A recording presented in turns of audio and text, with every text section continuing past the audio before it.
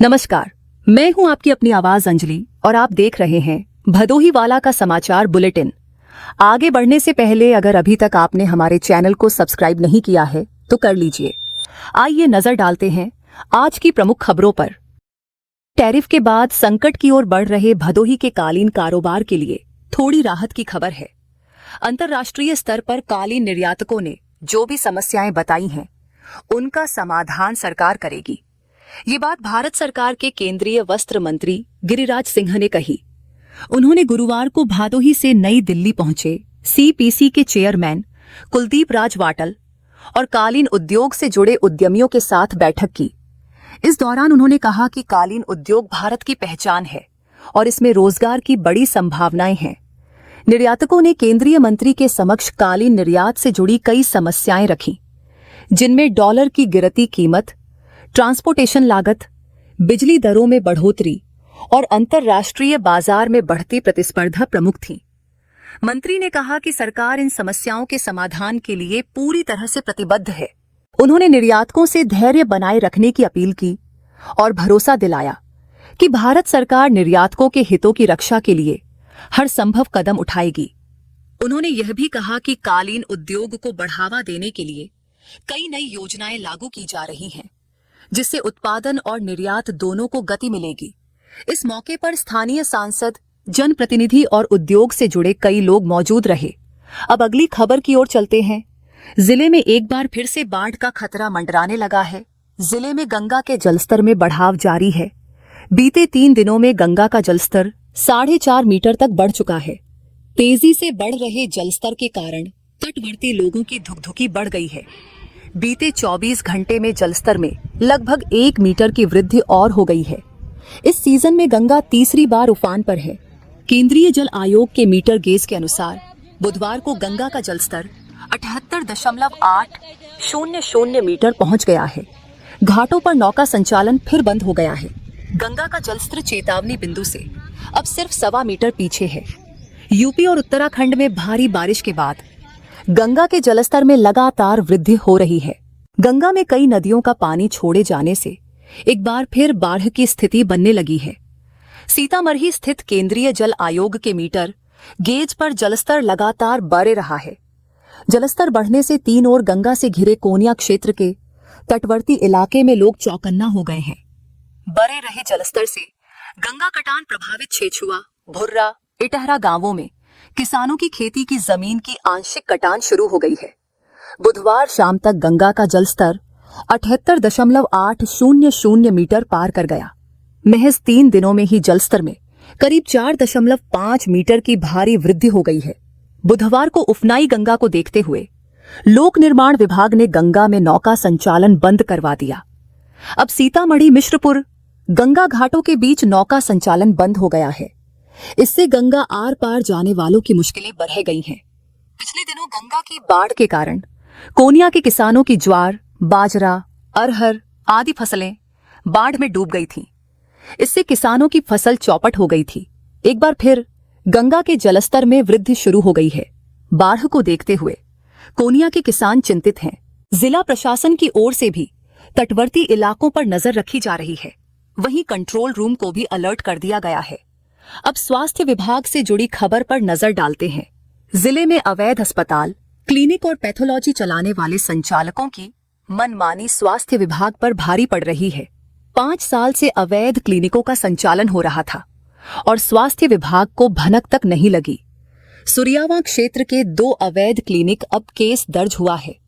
सूत्रों का कहना है कि कई क्लिनिक संचालक बिना रजिस्ट्रेशन, बिना योग्य डॉक्टर और बिना मानक के इलाज कर रहे हैं। विभाग ने 172 नियम हकीम के खिलाफ नोटिस जारी किया था। 99 क्लिनिकों की जांच कराई थी, जिसमें 69 फर्जी पाए गए। ऐसे संचालकों पर मुकदमा दर्ज कराने के आदेश हुए थे। सीएमओ डॉ. ए.के. सिंह के निर्देश पर जिले के 172 नियम हकीम व क्लिनिक संचालकों को नोटिस जारी की गई थी। इनमें से 99 क्लिनिकों को अवैध करार देकर संचालकों पर मुकदमा दर्ज कराने की संस्तुति की गई। जो 69 क्लिनिकों की जांच हो चुकी है, उनमें से कई जगह ताला बंद मिला, जबकि अन्य संचालक भाग खड़े हुए। 99 संचालकों के खिलाफ मुकदमा दर्ज कराया जाना था, लेकिन अभी तक कार्रवाई अधर में लटकी है। करीब 20 दिन पहले औराई त्रिलोकपुर गांव में गलत इलाज से एक महिला की मौत हो गई थी। परिजनों ने हंगामा किया तो स्वास्थ्य विभाग हरकत में आया। जांच टीम गठित कर दी गई। ऐसे ही भदोही नगर के एक क्लिनिक में गर्भवती महिला की डिलीवरी के दौरान मौत हो गई। परिजन हंगामा कर रहे थे। मौके पर पहुंची पुलिस ने समझा बुझाकर मामला शांत कराया। स्वास्थ्य विभाग ने मामले को दबाने का प्रयास किया। 24 घंटे बाद रिपोर्ट दी गई। इसमें भी संचालक का नाम दबा दिया गया। केस सामने आने के बाद भदोही जिले के 2 क्लिनिकों पर मुकदमा दर्ज कराया गया है। सीएमओ डॉ. ए.के. सिंह भदोही का कहना है कि संचालनरत सभी क्लिनिकों की गोपनीय जांच होगी। संचालक क्लिनिक चलाते पाए गए तो उनके खिलाफ मुकदमा दर्ज कराया जाएगा।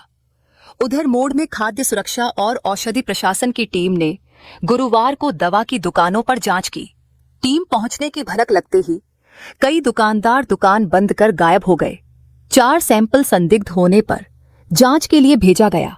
जिले में नकली दवाओं की बिक्री पर रोक लगाने के लिए औषधि निरीक्षक कुमार सौमित्र के नेतृत्व में मोड़ स्थित मेडिकल की जांच की गई। यहां पर 4 दवाओं के सैंपल संदिग्ध मिलने पर जांच के लिए भेजा गया। अब विकास कार्यों से जुड़ी खबरों पर नजर। नगर पालिका गोपीगंज के सोनखरी में 10 लाख की लागत से नाली का निर्माण होगा। नगर पालिका ने इसका प्रस्ताव किया गया है। इससे मोहल्ले में जल निकासी की समस्या से जूझ रहे लोगों को राहत मिलेगी। बारिश खत्म होने पर पालिका की ओर से नाली और पुल निर्माण का कार्य शुरू किया जाएगा।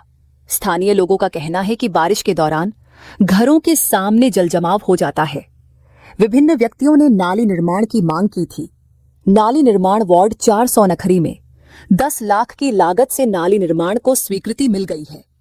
नाली बनने से 400 से 500 लोगों को राहत मिलेगी।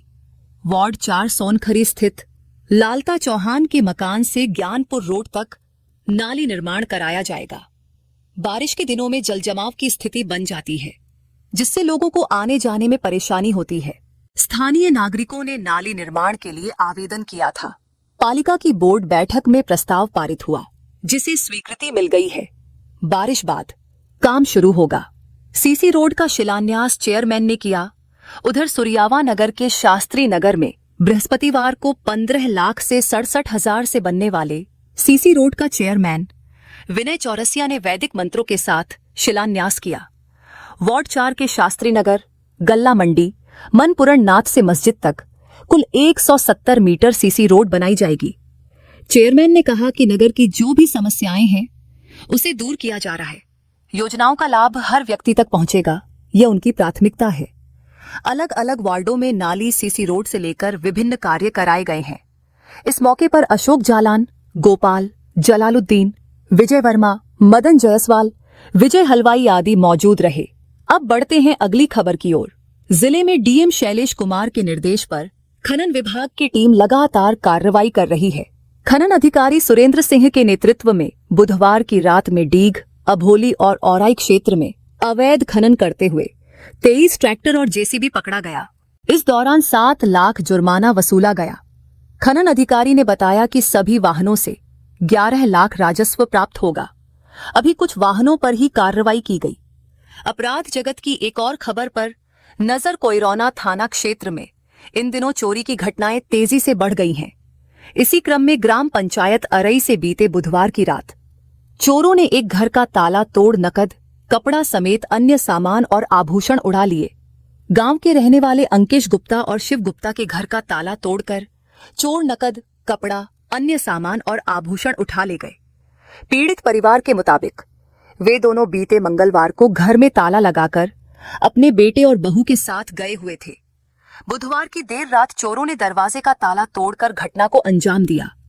ग्रामीणों ने बताया कि कमरे का अलमीरा और बक्सा टूटा हुआ था और सारा सामान बिखरा पड़ा था। घटना की सूचना मिलने पर पीड़ित ने तुरंत इसकी जानकारी सीतामढ़ी पुलिस को दी। सूचना मिलते ही पुलिस मौके पर पहुंची और घटनास्थल का निरीक्षण किया। पुलिस टीम मामले की छानबीन कर रही है।